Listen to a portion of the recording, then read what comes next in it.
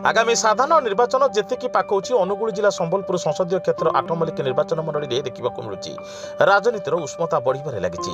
आज आठमल्लिक निर्वाचन मंडलीर बीजेडी विधायक प्रार्थी श्रीजुत नलिनीकांत प्रधान तांको विजय संकल्प अभियान आरंभ करिसेंति एवं पुराना माणत्री ग्राम पंचायतर समस्त गाँ को जाई भोट भिक्षा करिसेंति।